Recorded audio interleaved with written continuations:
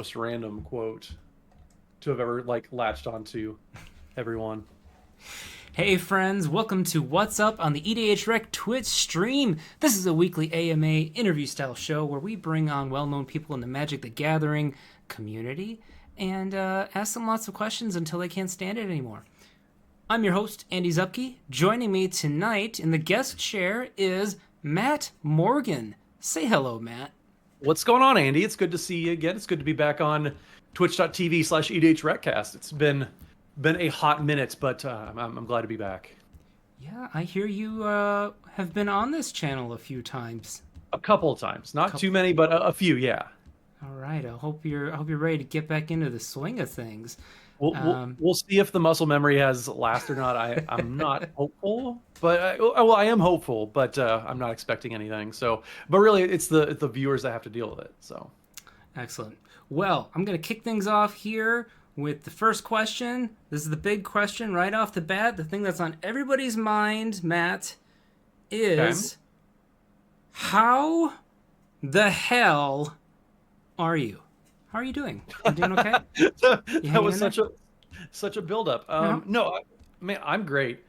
Things are really good. There's a lot of just really cool things. Getting ready for MagicCon Chicago here in a month. Preview season's going on, and it's just impossible to keep up with that. But no, things are great. Like I really can't complain.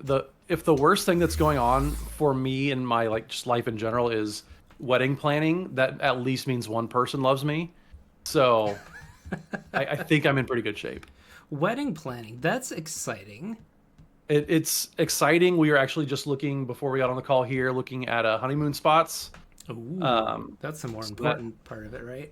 That is the important part of it, yeah. So yeah, it's been good. So when's the wedding? The wedding is in late October, so I dodged all MagicCon season, all the events. And just the core of wedding season as well. So awesome. Well, congratulations on that. Very happy for you. And I hope you find something great to do for your honeymoon. For anyone who doesn't know you, why don't you go ahead and give us a little info about who you are and what you do? So I am a member of the EDHREC podcast, EDHRECast, who you might recognize because of the name on this very stream here. We took a little bit of a hiatus when we were doing some gameplay, streaming games, whatnot. But I do the podcast over there. I work for EDHREC, Architects, Space Cow Media umbrella. Work over there full time, getting to do Magic stuff. And if you ever want to have a case of imposter syndrome, like do Magic full time and just like have this like sense of dread. Like, why do I get to pay my bills doing this? This isn't fair. Mm-hmm. And so yeah, that's just kind of where I've been. I've been doing content semi full time since 2018. But yeah, it's kind of been wild that it's been that long already. Yeah, absolutely. All right, friends. Now remember, this is an AMA show, so we need questions. Go ahead and start dropping those questions in the chat. And we'll get to those in a minute. I'm going to start off with a few of mine because I've got some real heaters here for Mr. Matt Morgan. And don't forget, if you like what you see, show us some love, drop us a sub, or gift a sub to somebody else, and let us know that you like what we're doing here. All right, I'm going to kick things off at asking you the big question about yourself. Tell us how your content creator journey started. How did you get into this lifestyle / obsession into the lifestyle?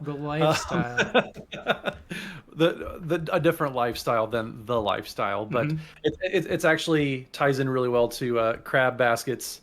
Good to see you, Crabs, by the way, in chat. Crab's first question was, why hasn't Jason fired me already? So fun story is I have been fired multiple times, but I keep coming back somehow. So I first got making Magic content. I sent Jason Alt an email, 2016, 2017, I want to say. And I said, hey, I have this idea for an article series. Because back then, written content was like, there were like 3 podcasts back then. But there was like, if you were a content creator, you were making written articles. That was just how it was. So it's so funny to think about the ecosystem back then, and how that just kind of evolved to what it is today. But I wrote articles. I had a singleton guild wheel where I had 10 decks for every guild, or one deck for every guild, and I had one card in that wheel. So like of the 10 decks, they all had to share the same card pool. Same with like making a regular commander deck. So I wrote 10 articles about that, and I got done, and I kind of went to Jason like, okay, so like I don't know what else to write about. And from there, he kind of said, well, like you're the only person that writes articles for EDHREC that knows anything about 60 card Magic, because that's actually how I started playing Magic again. Was I was a tournament grinder. I went to all the RCQ, or what became RCQs, but PTQs back in the day. Went to GPs, RIP, but I'm glad they're coming back. Yeah, and so like I wrote the original 60 to 100 series after that. And it's just been really fun. Like I kind of burnt out, started doing the podcast back in 2018 with Dana and Joey, and I making content is hard. Doing it for as long as I have, or just people that like, we were talking the other day about people who've written 100 articles for Space Cow, whether it's EDHREC or Card Gamer, Commander's Herald. That's like a huge thing. Like writing 100 articles, like being able to keep that pace up is impressive. Yeah, absolutely. And so, yeah, it like keeping up with all of that was really hard for a little bit, but thankfully, I like got into a groove, and then opportunity about a year ago in what 2 days, 3 days, 3 days, I got to come on and do Magic stuff full time, and it's just wild to think about that. Like I get to do this like as a career now. So lucky you, and lucky us that you chose this path, because we all obviously love watching you and listening to you on the EDHRECast. We're happy to have you on that team. Now you guys have done, I think you just passed 350 episodes on the cast. 350 episodes, yeah. It's kind of wild that we've been. So Jason's here in the chat, so I'll make this joke, but the podcast has been going longer than my first marriage, which is like absolutely wild to think about, but it's also testament to. I mean, we just found a really good groove, and the three of us. We talk a lot about like you can't like force chemistry sometimes, and like we just happened to have like when we were getting everything together, and we went through auditions and all that stuff. Jason, our content manager, put us through the ringer, and like we just kind of caught lightning in a bottle. Not necessarily because I mean, I kind of feel weird about using that phrase because it feels very like full of myself when I say that, but we just found like the right mix, and it's been going really well, and it's been fun. It's like I can't imagine not doing that anymore. So I guess that was my next question: is do you ever think you'll get tired of talking about Magic the Gathering? Oh God, probably not, because I mean it's given me so much that it's hard. It's hard to imagine my life without it, for sure. Whether playing it, and I've gone through different phases. So I kind of a preview of the episode coming out, not this Friday, but next Friday. Dan and I just recorded. We kind of talked a little bit about like burnout and FOMO. We did a little mailbag style episode, and being able to manage your relationship and set your own limits and expectations for what Magic means to you at any given phase in your life is super, super important. Not just for managing like how you interact with the game, but just giving yourself a little bit of control so that you're not overextending and giving too much to the game. Because I think a lot of people, especially when they're first getting started making content, kind of think I have to do everything. I have to be super involved in every little aspect of it. And you don't. You really don't. And finding your niche is super, super important. There's some people who've done a really, really good job of finding that and making sure it's manageable for themselves. And it makes it sustainable. And again, like people who have written 100 articles or however many, like I don't know how Benny Smith has been making content and writing articles for 30 years at this point. Like I don't know how he's done that. Like but he's done a really good job at just like, this is what Magic means to me, this is how I'm going to interact with it, and I'm not going to overcommit myself. So that really for me has helped keep a really good relationship, even with like when it's like ebbed and flowed a little bit. I still know what I expect from the game, and tying my ability to pay my mortgage with this game is kind of wild. It definitely was a little bit of like jumping in the deep end and committing. But yeah, it's super super wild to me that yeah, I get to do this. So hopefully I never burn out. But yeah, there have been phases where I didn't care, and we kind of talked a little bit when we recorded about yeah, there's some sets that just I have to not I have to remember like I don't need to suffer adrenal fatigue from a hobby. And so yeah, Thunder Junction wasn't really my vibe. Karlov Manor wasn't my vibe. Aether Drift, there's some cool cards, but just keeping up with every little aspect and every Easter egg that's hidden in the set, it doesn't do it for me. And so learning that every set doesn't have to be everything to me, for like mentally gave me a longer runway, I think, to interact with the game, where I still can look at the cards. I can still be excited about the cards and engaging with those, playing powerful stuff. That's what I've always enjoyed to do. But I don't have to get caught up in the minutia, where I see some people like all of you Vorthos folk out there who really dive in. I know my buddy Angelo, one of our mods over at the podcast. I don't know how he does it. Like he's so into the story, and like it's amazing that like people are able to engage with that. I'm glad that they get to. But man, I could not do it, and like not at all. So along those same lines, then, as somebody who has built your whole career around Magic the Gathering, would you say that there is a line that you wouldn't cross? Like what would make you quit Magic immediately? What could WotC do to piss Matt Morgan off enough to sell his collection? That's a question I don't want to know the answer to, quite honestly. I feel like if I've quit the game, where I mean, like I said, I have my entire like livelihood rolled up into my relationship with the game.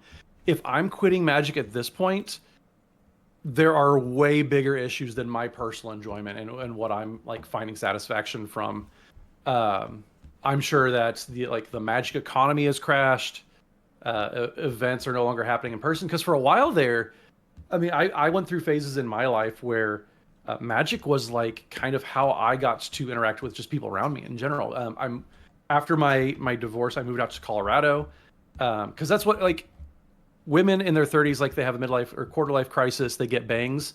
Men move to Colorado. That's just the equivalent. So I did that. I got my bangs. I moved to Colorado. Yeah. And that's kind of how I found community back then. Was I went to card shops. I went and played Magic and just like found a way to stay busy, like stay engaged with people and not get full introvert and yeah, just like withdraw from the world. So if I'm quitting Magic, so much has gone wrong. WotC as a company's Hasbro probably doesn't own Wizards anymore. It's been bought by an even bigger monster and squeezed even harder. So much that like the long-term health of the game is suffering. So yeah, I don't want to know what it's going to take for me to sell my collection. Okay. That's a really scary thought to be honest. Yeah.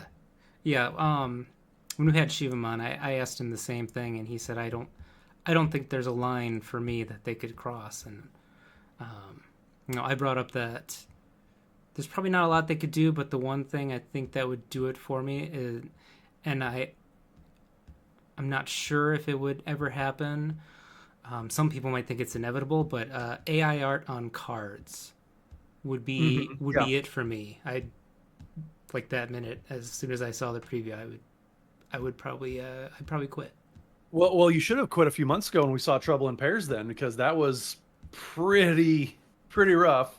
I mean, that's not like Wizards was like making AI art. They hired an artist to, and the artist very much took the easy way out. Right. And it's happened a couple of times. Like was it Crux of Fate that it happened with a few years ago too? So I think that would sting, because especially I mean, the whole AI movement is really it's really hard to find good in it because so many people are using it for so much bad. It's oof, yeah. Yeah. I want to move on to some chat questions. We got a bunch of those, but before we do that, I want to make a big, huge, gigantic shout out to Crab Baskets, who just a few minutes ago gifted 10 subs to people in the community here, Crabs. and we got to a level 3 hype train. And Crab Basket, that's pretty amazing. Thank you. I mean, Krabs is the OG super fan for us. Yeah. You were like early adopter of pretty much any of our content. Like, I want to say you were one of our first patrons. You were one of our first people that like was active in the stream. So Crab, like we talk about, like Benny Smith is the OG of Magic content. I would argue that Crab Baskets is the Benny Smith of the EDHRECast. Like, just been around for forever. Been hanging around. So thank you, Crabs. Like the anonymous grifter is not so anonymous. And only OGs are going to understand that reference because that's a throwback to like 2020.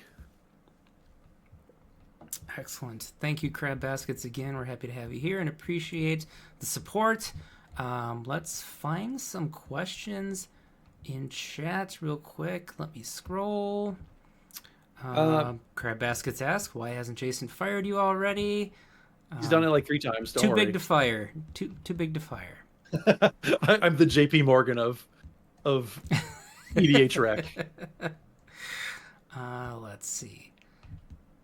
JJ Mickey asks, what's been your newest deck to bring you lots of joy? To bring me lots of joy. Good question. I built a Jetmir Heir Apparent deck, and yeah, that just the joyful chuckle is the only way that I can really describe it when I got to play it. So we talked on the episode. This actually, I think it's coming out this week. Like, folks out there need to learn that you don't let an Aluren sit around.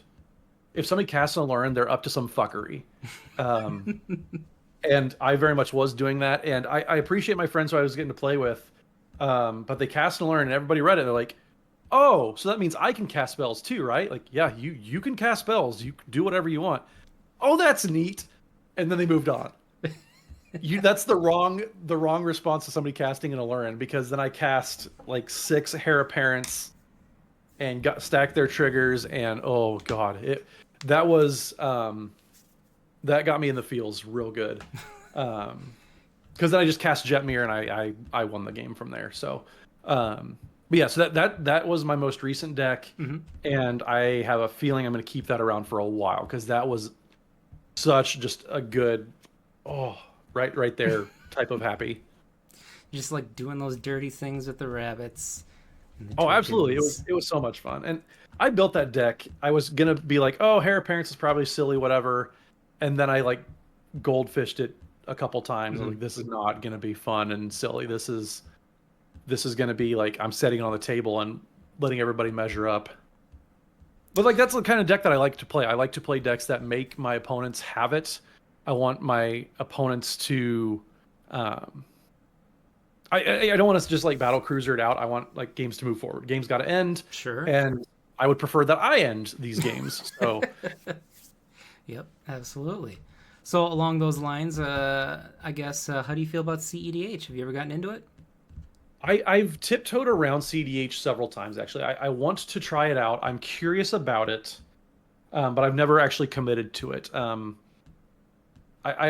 curious because part of me, like, I'm still a very competitive person. I played tournament Magic for forever. That's where I spent a lot of my time. So yeah, I want to try CEDH. I wanted to do I'm curious at how Rule 0 and CEDH interact. That's a weird situation that I'm not sure what they look like, because I built the Rusko Clockmaker deck in Brawl, and that's all sorts of messed up card. So if people did let me Rule 0 Rusko, that would be something I would like be curious about trying out. Okay. So you mentioned your tournament grinding days. Knickknacks asks, what was your favorite and least favorite deck to play / play against? when you played Modern?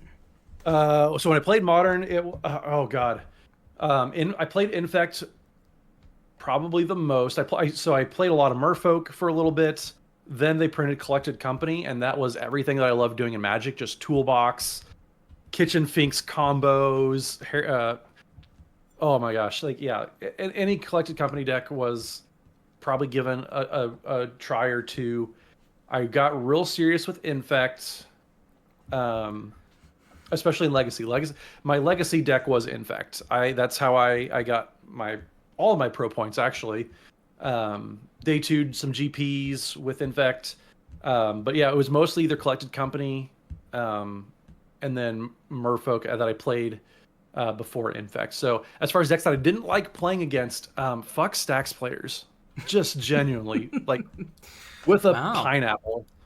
With a So pineapple. Wow. with a pineapple, like not the Not the rings in a aerodynamic side can, but either. like the full Yeah, thing. yeah. Yeah. So I mean, so Lantern Control, Miracles, any variation of that for the format, both can just get bent. Mhm.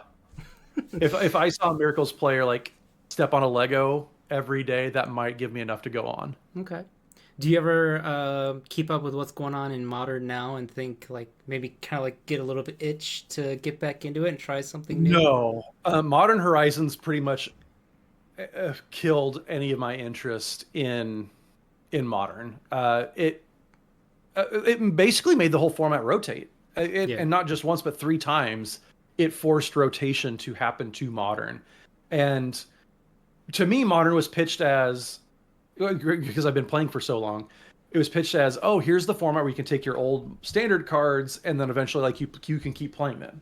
You have your mana base, you have everything, and you can kind of create new decks from there.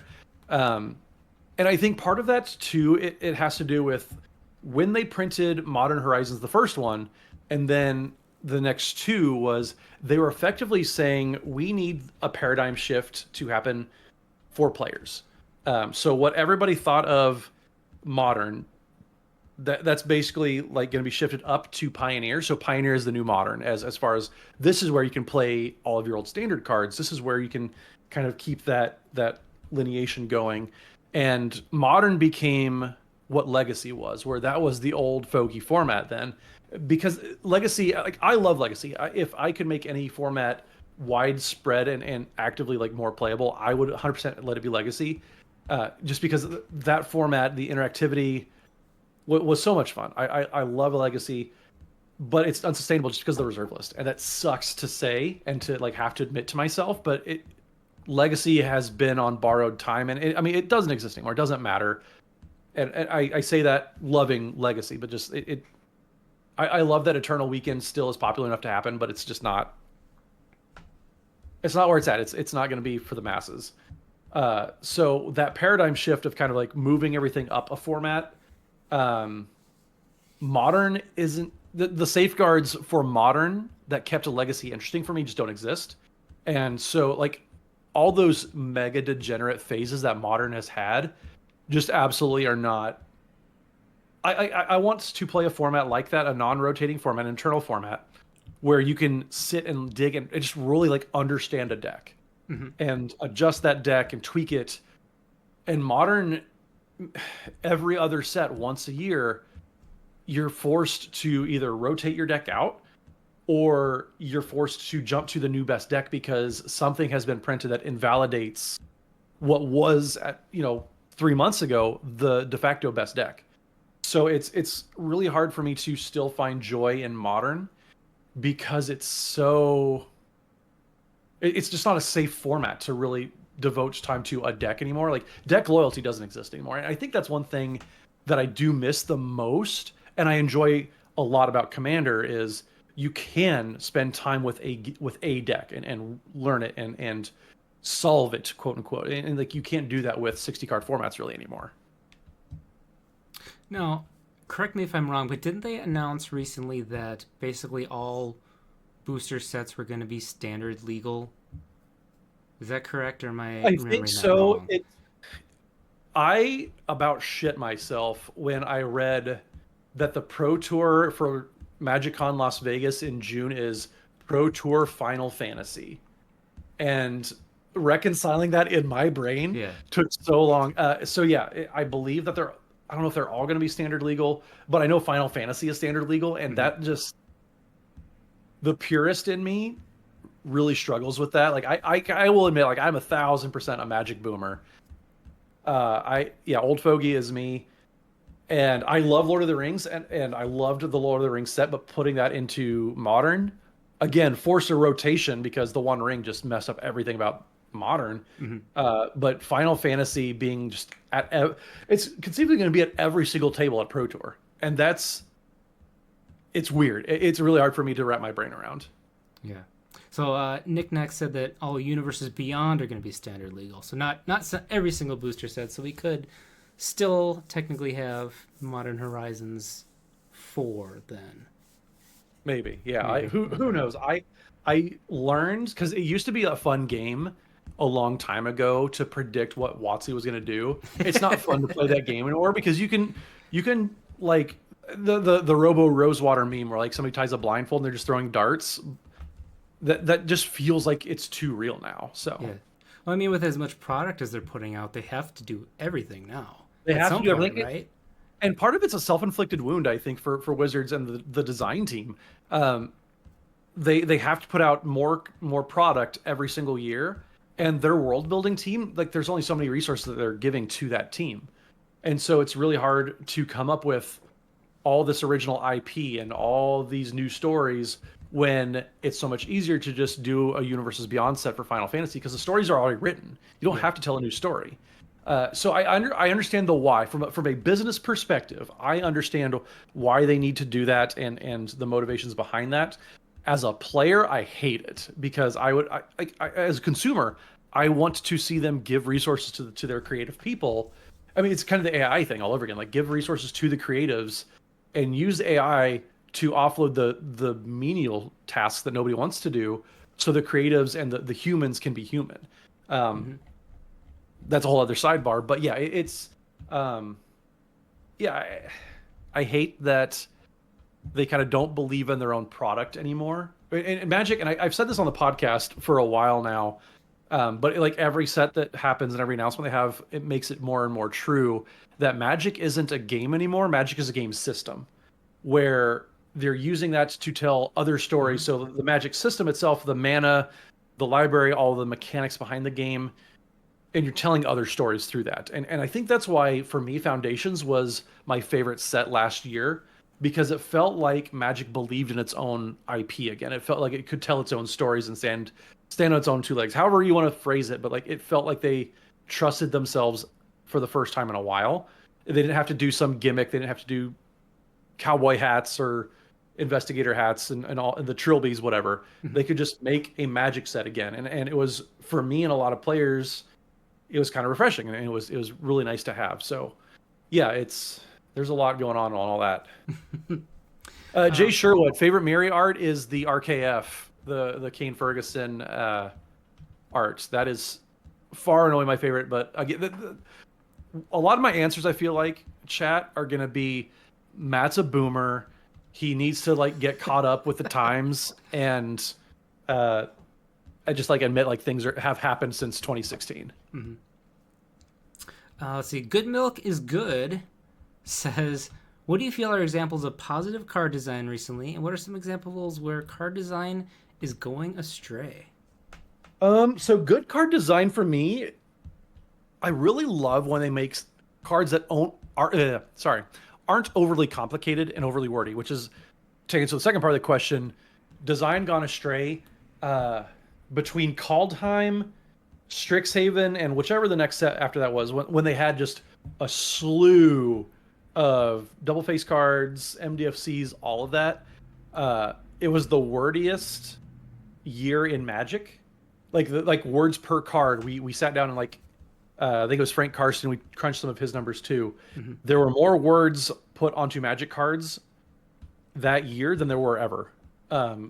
Because A, everything was double faced, but B, even single faced cards like had so many words to them, like Plarg and was it Basri, the is it guild leader, whatever it is from Strixhaven.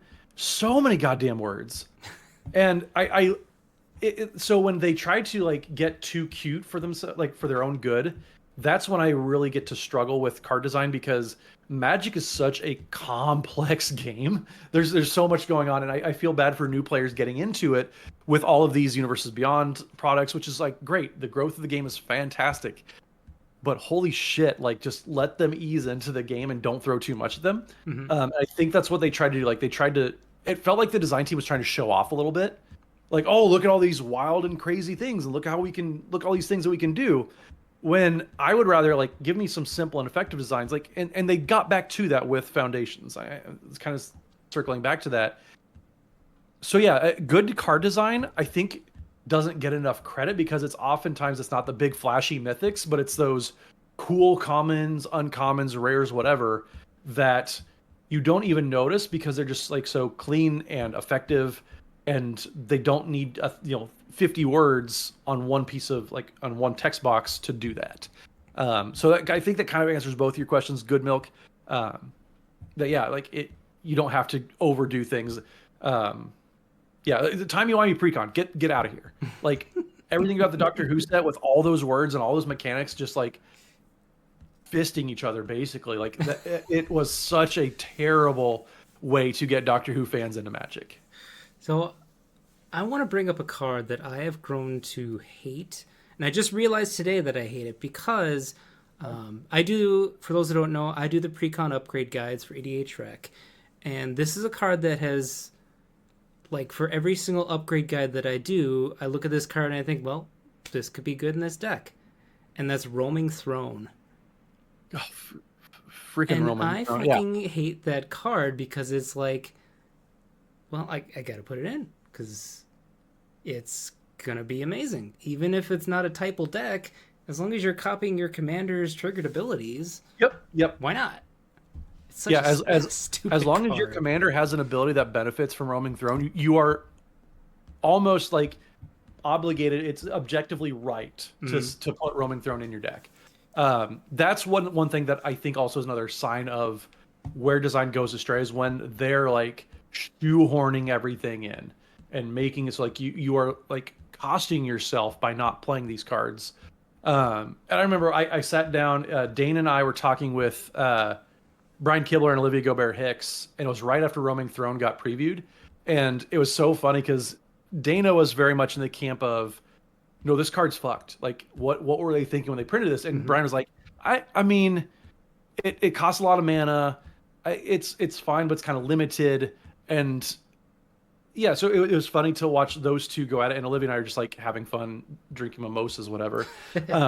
But it was wild that Roaming Throne became what it was. It was just so generic, but so powerful. And arguably it should be ubiquitous. Like you should put it in just every single deck. Mm-hmm. Absolutely.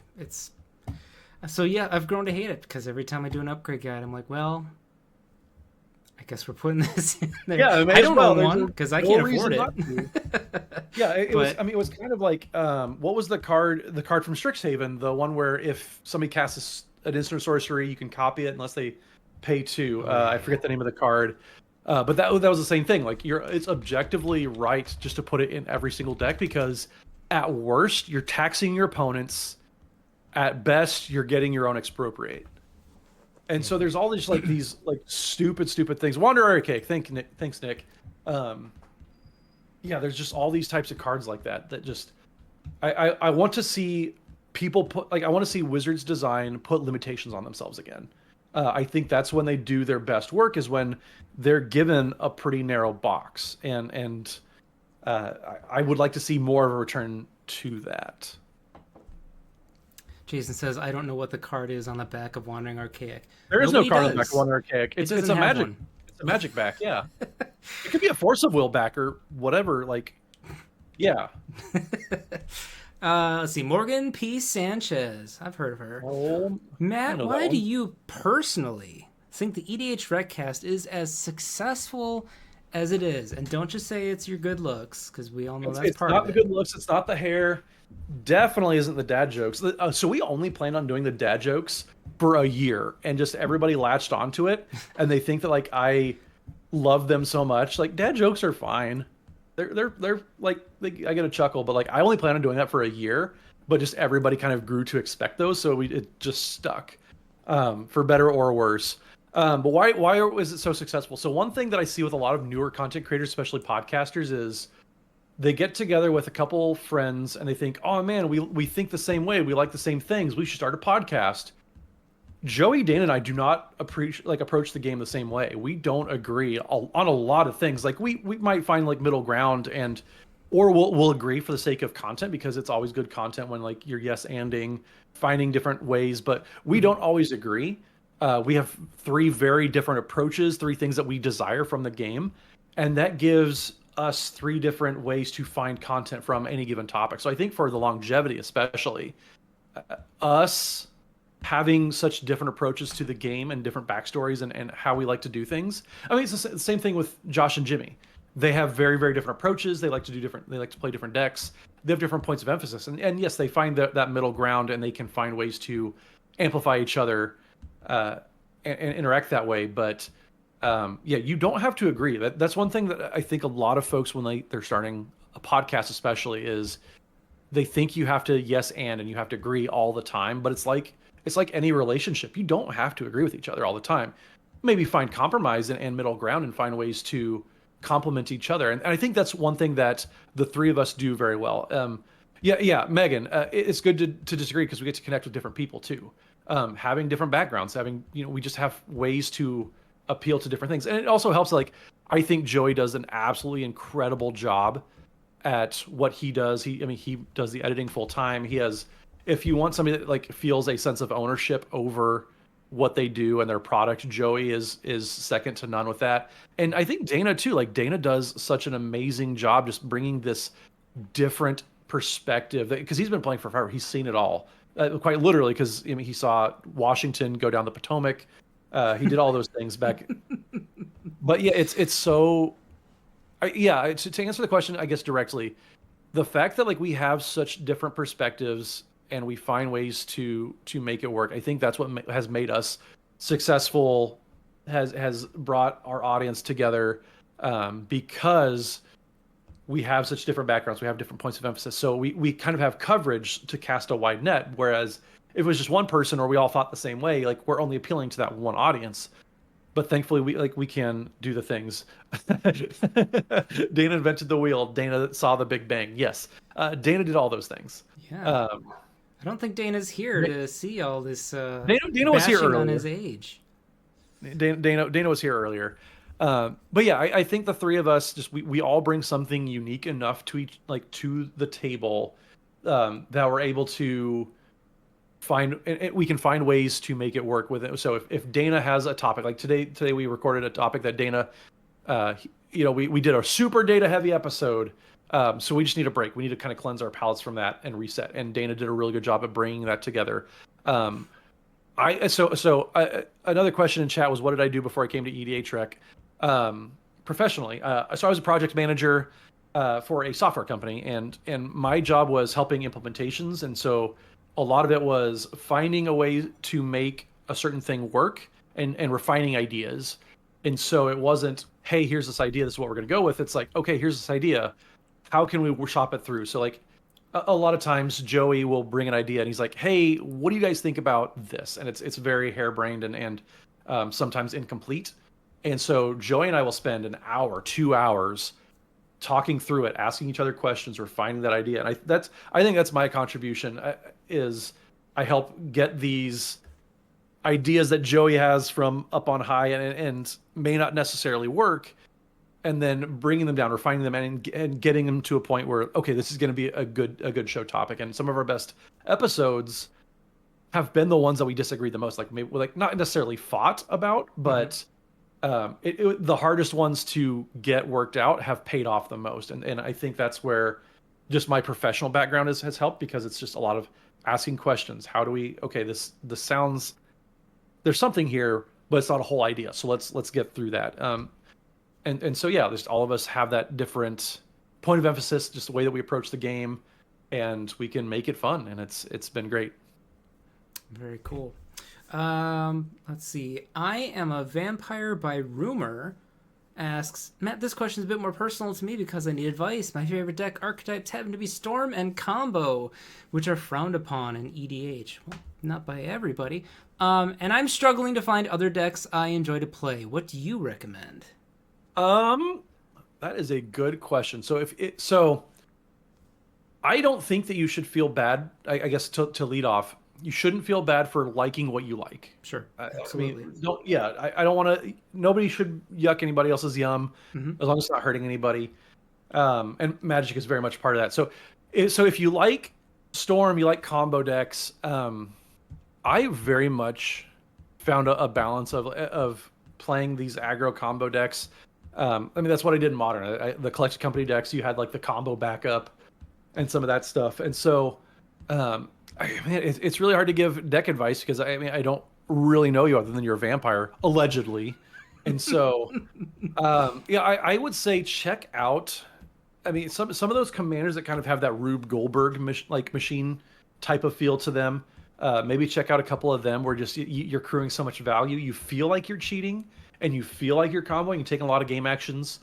I don't want to say Chulane because thankfully Chulane has kind of, dipped a little bit in popularity.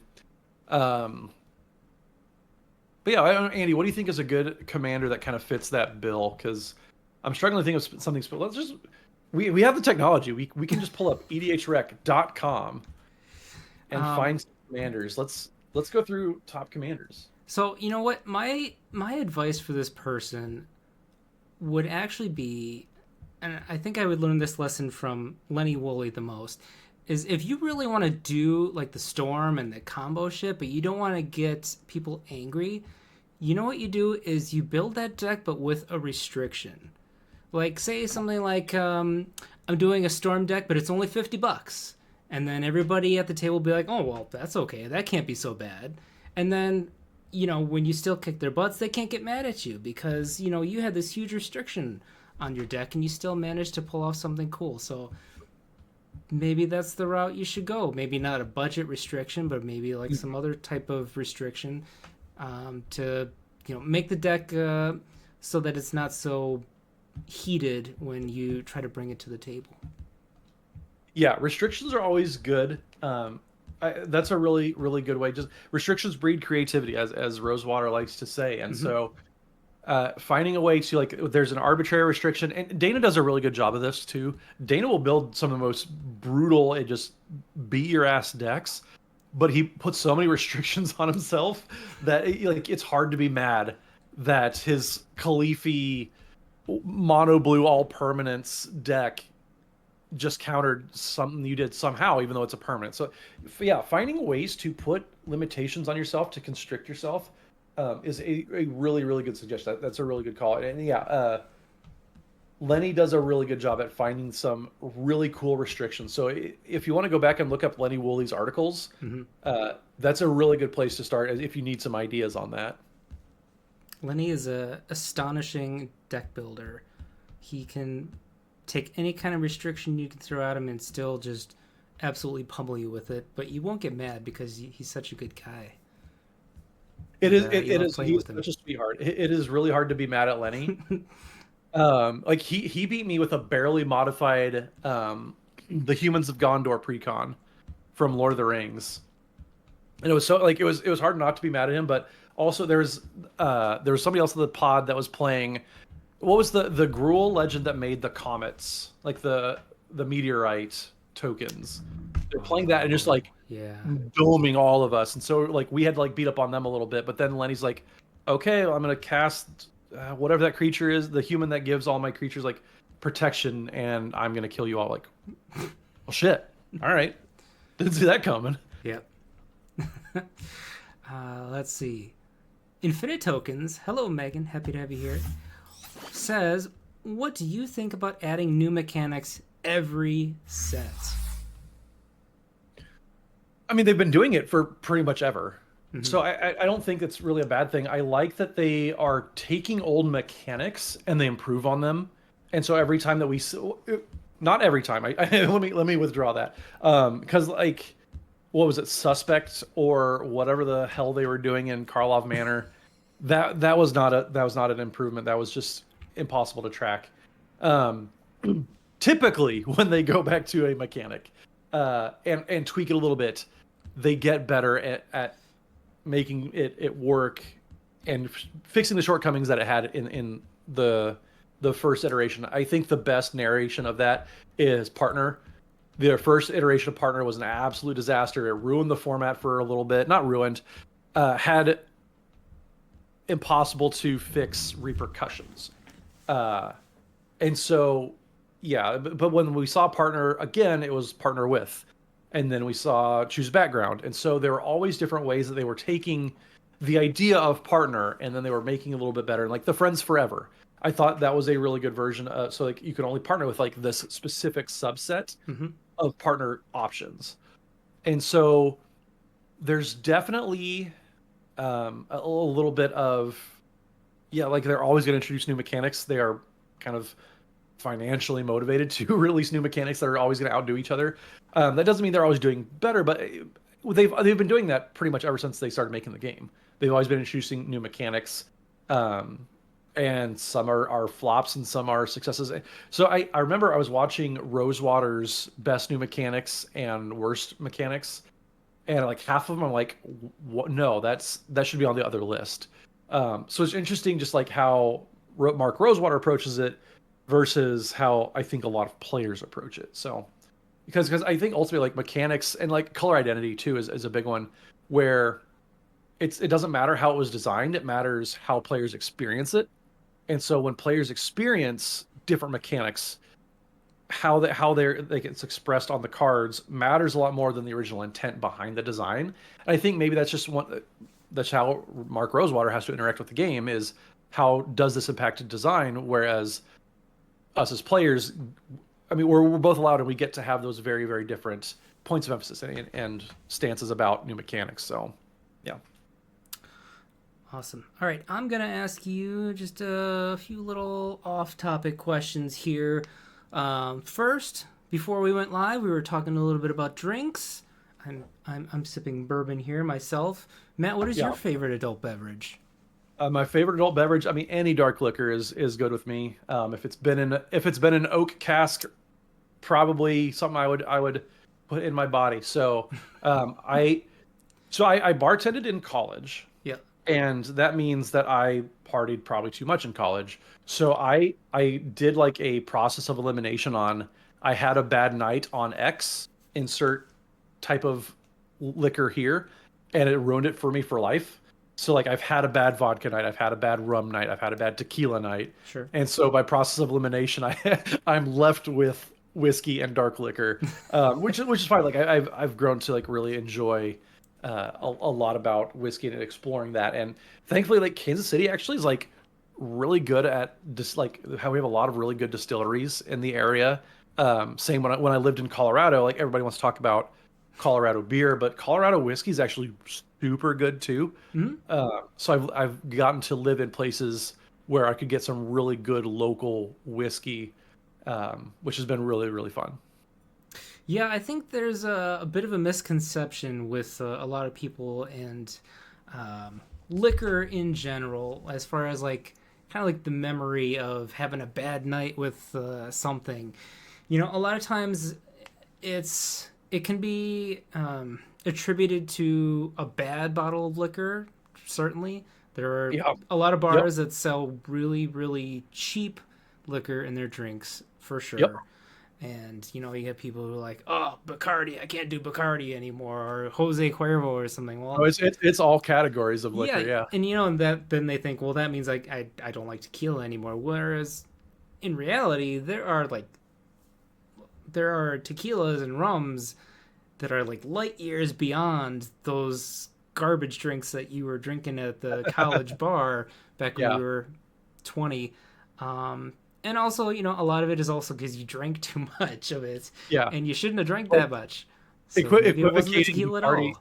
Yeah, equivocating Bacardi Raz with very good rum is like the biggest misnomer that college kids make. Like, oh, I hate rum. Oh, Bacardi Raz is gross. Like, that's not the only rum. So, like, get over yourself. Dr. Skyclad, Stranahan's is absolutely one of my favorites. I love Stranahan's, one of my favorite whiskeys.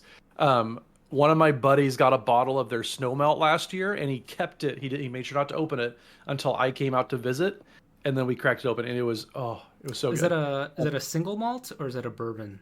The snow melt, I forget what they do. So Snowmelt is Stranahan's distillery in Denver. They're probably the most well known distillery, and I mean maybe Breckenridge is a little bit better. But so their super hyper limited edition that they do annually whiskey that they call it Snowmelt, and every year they do it. The recipe's a little bit different, but you have to camp out overnight. It's like buying NVIDIA GPUs in 2022. Like you have to camp out like on release day, and then if you get extras, you can sell them on like the secondary market for like $2,000 a bottle. It's like that sought after in the area. But yes, it's one of my favorites. I think my other favorite, one of my buddies, he was having a quarter life crisis. He was like, guys, I don't know, should I go to the University of Virginia for business school, or should I go to USC for med school? I'm like, this is the most first world problem anybody has ever had. And so we went out to there used to be a whiskey bar in Kansas City, and we sat there drinking whiskey all night and got a little too silly. But I had they had a bottle of Nika, which is a Japanese whiskey. They had I think it was a 18-year that was so good. Like one thing, if you're a whiskey drinker, like you can taste like the grittiness of the oak on really cheap whiskeys. There's almost like a graininess to it, and it had all of that wood flavor from soaking and being in those casks, but like there wasn't that grittiness of it, and it was like the smoothest tasting. I know smooth is like the most overused word when describing whiskey, but like it literally just like rolled off your tongue, and it was hands on. And like we had Pappy that night. We had Pappy, I think it was 22-year, which was very good. Balling that night. Yeah, I must So have spent a pretty penny at that bar. He's doing fine for himself, and he was like, Matt, I'll take out for dinner if you just like go with me. Like I just need like somebody to talk to or whatever. And like, okay, yeah, like buy me a burrito. I don't give a shit. And like we went out for like a nicer dinner. Like he's always been like this friend. He's always been more of like a little bit of a show for him. But he saw the Pap. He's like, I want to try it. I've never had it. We're here. Why not? So I think we spent like $1,200 on booze that night, but I didn't spend any of it. I got to sit there and just drink happily. Yeah. But yeah, so I think my favorite whiskey that I've ever had is it's a Nika. Like I have a picture on my phone. I should look up, but I think it was a 12, or no, it was an 18-year. I think the bottle was the cheapest that we could find was $1,200, but it looked like it was from a skeezy site. So reliable looking websites was like $3,200. So it was like mega hella expensive. You can get Nika at a lot of places. Most liquor stores are going to carry, or most like nicer liquor stores can get Nika for you.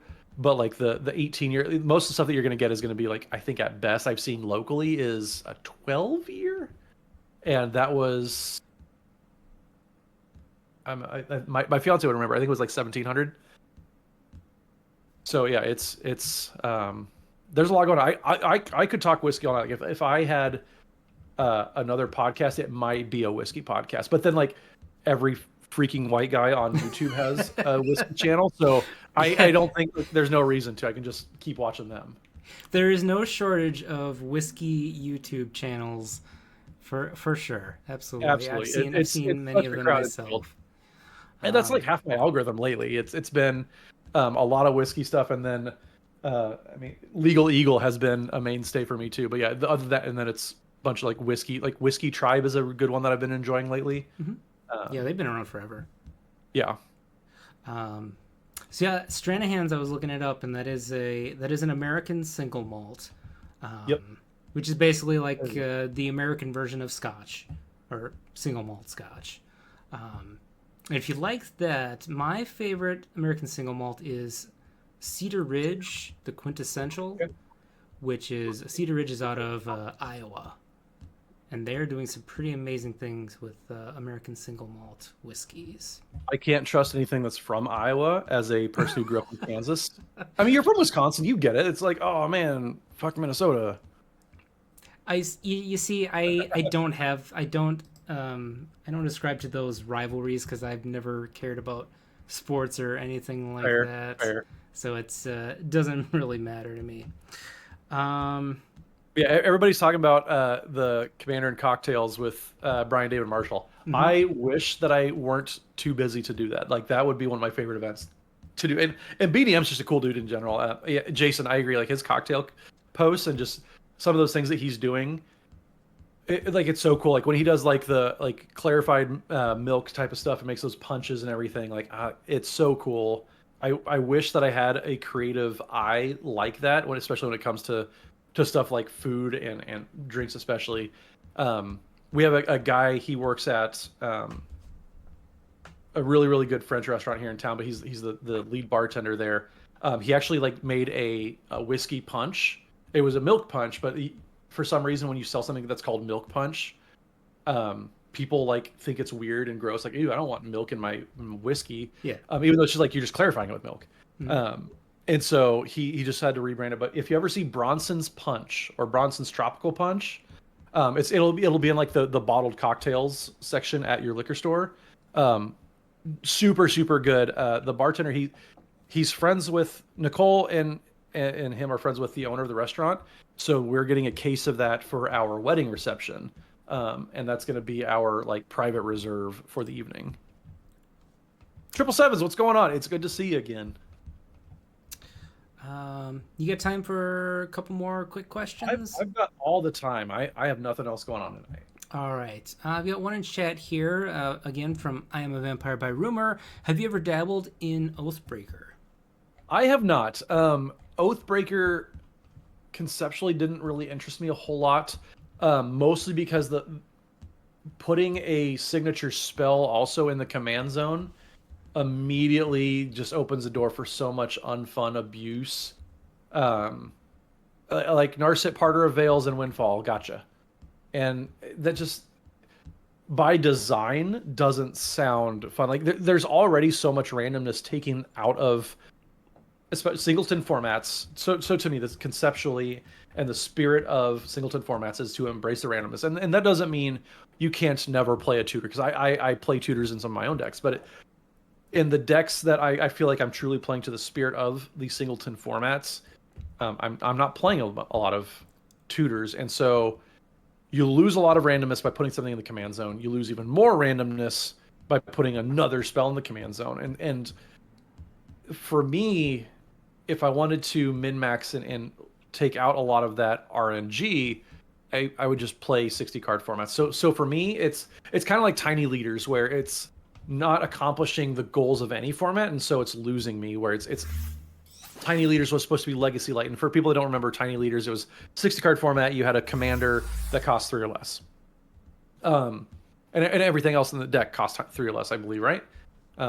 It's been so long, nobody's cared about Tiny Leaders in forever. I don't know. Yeah, and so it was supposed to be like, oh, it's Legacy and Commander combined, but it didn't do Legacy, like it didn't impersonate Legacy very well, and it didn't impersonate Commander very well. And so it was the worst of both formats. And if you're trying to make a hybrid format kind of like that, you want to find the best of both formats. And that's a really hard thing to do. And I'm not saying like people who play those formats and find enjoyment, like cool, you have those things you like. You're finding ways to engage with the game, and I spent like 10 minutes talking about how to engage with the game in a healthy way. And so if you found a way to do that, go for it. Yeah, absolutely. But yeah, Oathbreaker, Tiny Leaders, all those like offshoot formats, just they don't scratch that itch for me. So I've got one more of my questions that I really wanted to ask you. Yeah. What is your proudest achievement in content creation? Ooh. And it's not this moment right now, right? Because it's okay if it could is. be. Getting to guest on my own stream kind of in a way is kind of an achievement, I guess. You made it, buddy. You made it. Well, yeah, we kind of got to get there. That's a really hard thing to answer. Because there's so much like to be proud of it. And that's one thing I don't do a very good job of is kind of taking inventory of things like that. And I know I should do like practice like the the mindfulness and gratefulness a little bit more. Because I see a lot of people that do a really good job of that, and I want to kind of take on more of that. Off the top of my head, things that I know I'm proud of, for example, the fact that we've gotten to 350 episodes, 350 plus. It's hard. There's weeks where the three of us are kind of like, man, I don't want to fucking do this right now. I don't want to do this week. And so it's hard. So like I do want to be proud of that. It's really cool, and just the fact like we've been able to turn it into what it is. Getting preview cards it's such a high, and like now for us now it is work. But the rush and like the feeling recognized and the sense of accomplishment about getting your first preview card is something that like I hope every content creator out there gets to do. Like I hope that whenever folks get their first preview card, yeah, Still waiting. it's such a huge and just awesome thing of getting your first preview card.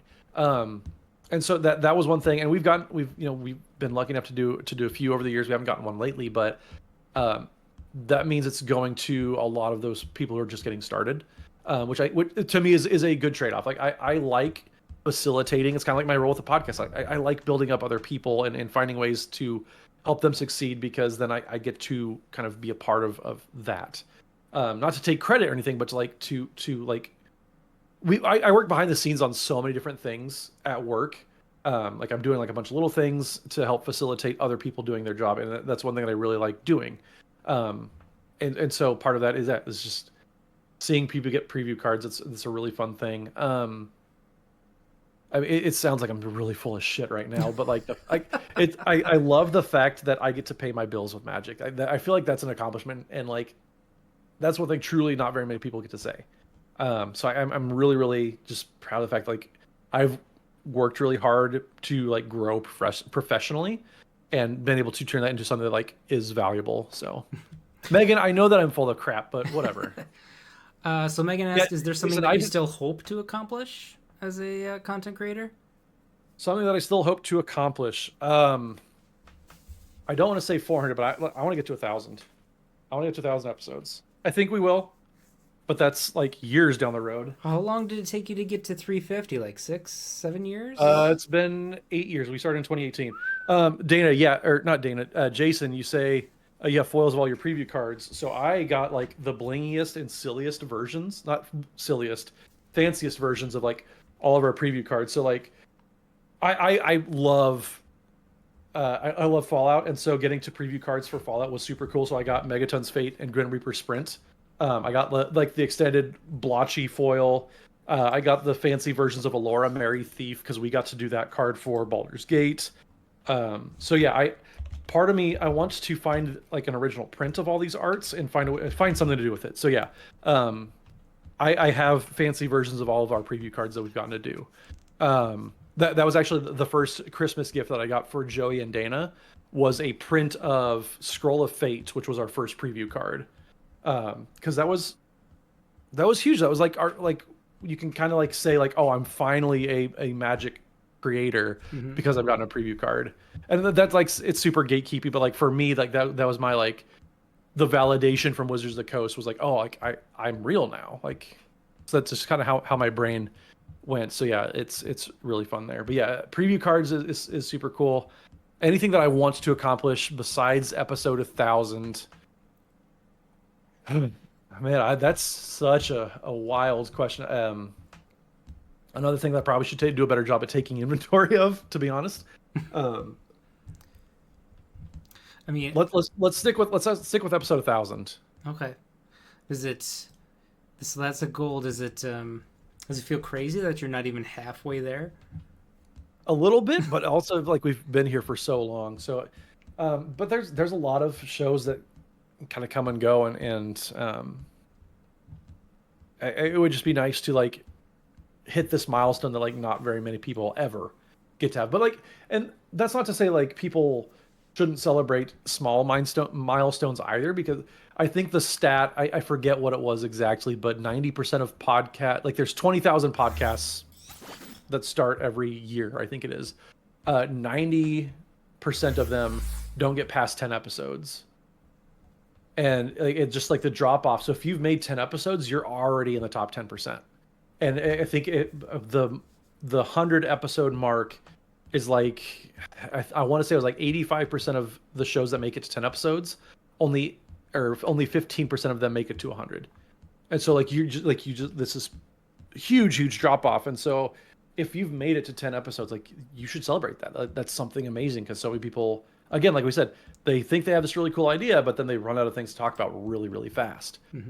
So definitely, I think people should just celebrate small milestones way more than they do, because it doesn't sound flashy, but like, yeah, if you don't have people in your inner circle and in your immediate orbit that aren't saying, dude, you're killing it, you got to 10 episodes, hey, you got to 15 episodes, like you need a better circle, you need a better inner circle for sure.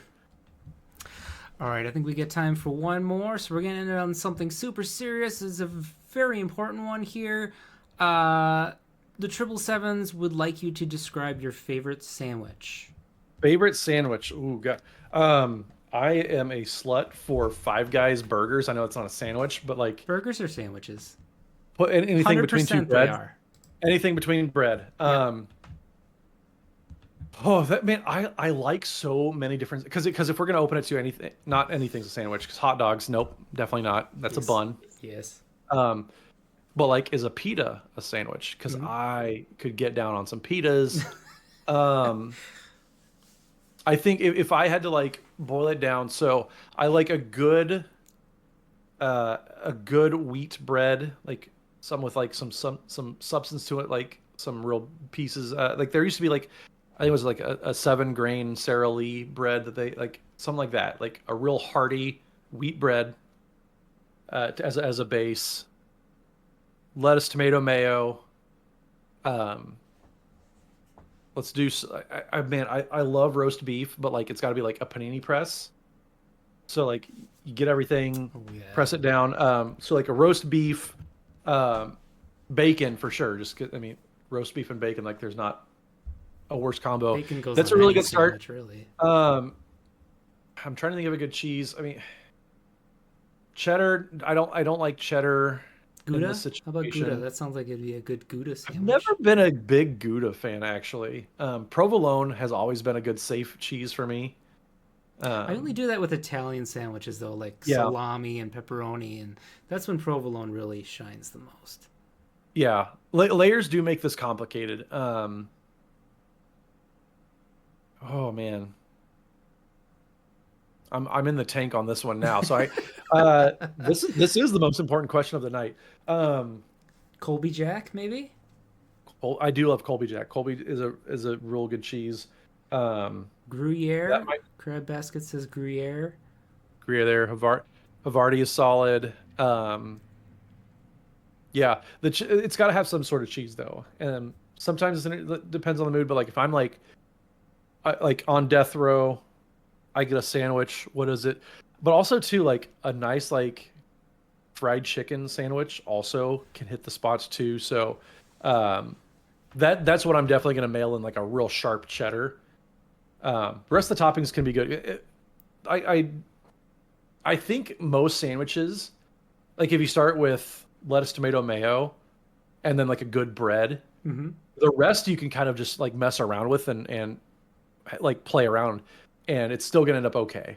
Like that base though, those core ingredients. Yeah. And you can do some fun stuff too, but like I hate mustard actually, so don't put mustard on there. Yeah, just lettuce, tomato, mayo, a good bread, and just play from there. So like you can do like a chicken and bacon, kind of do like a club sandwich type of thing. There's all sorts of stuff you can do. So yeah, a good sandwich. But the secrets to like one of my, like no matter what's in there, panini press it down. Oh, that's like the sauce. Yeah, nice grilled sandwich is always very very tasty. All right, so we're gonna end it there with the questions. Matt, thank you so much for allowing Dana to force you to come on our show. It was an absolute pleasure having you here. Before we go, why don't you tell everybody where they can find you online, how they can support you, and what upcoming events they can find you at. Yeah, so you can find me on pretty much any social media platform except for Twitter, because fuck that place. at Mathimus55. My handle is the same everywhere, so you know it's me.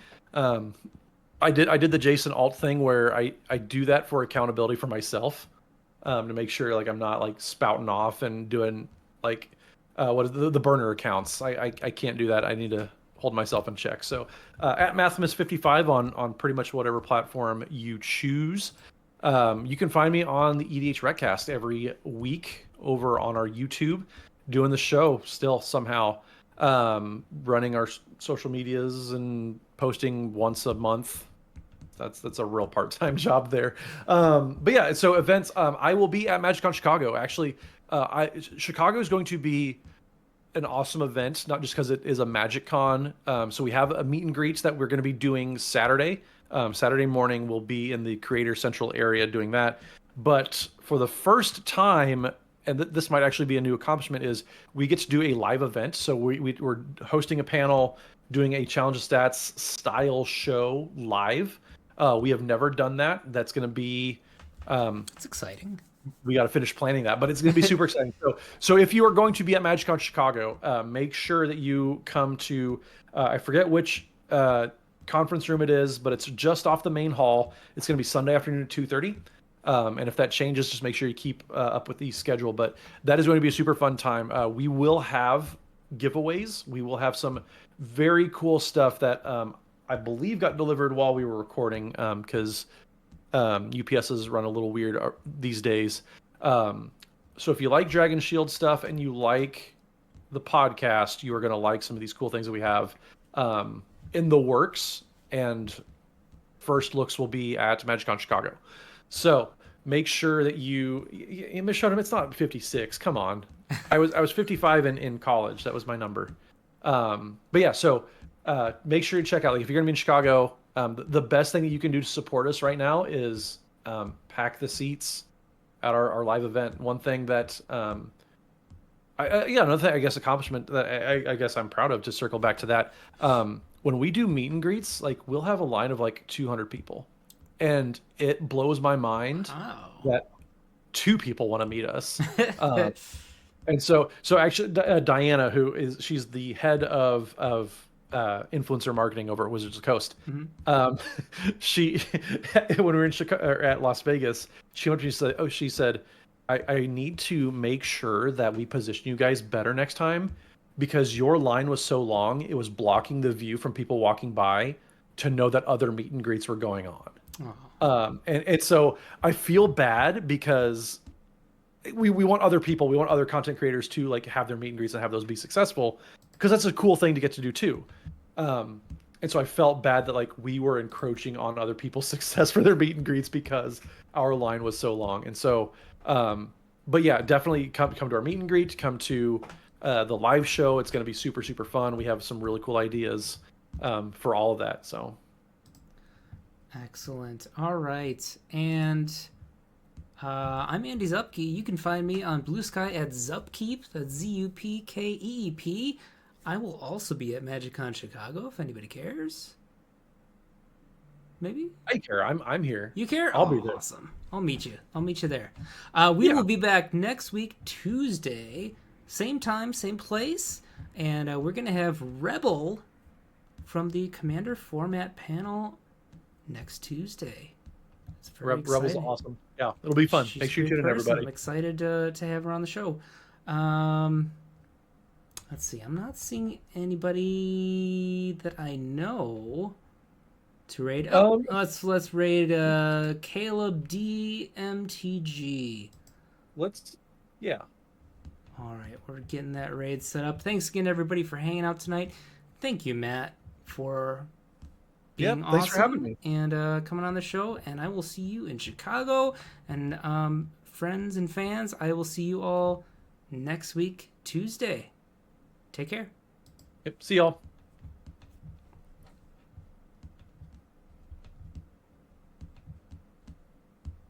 Right.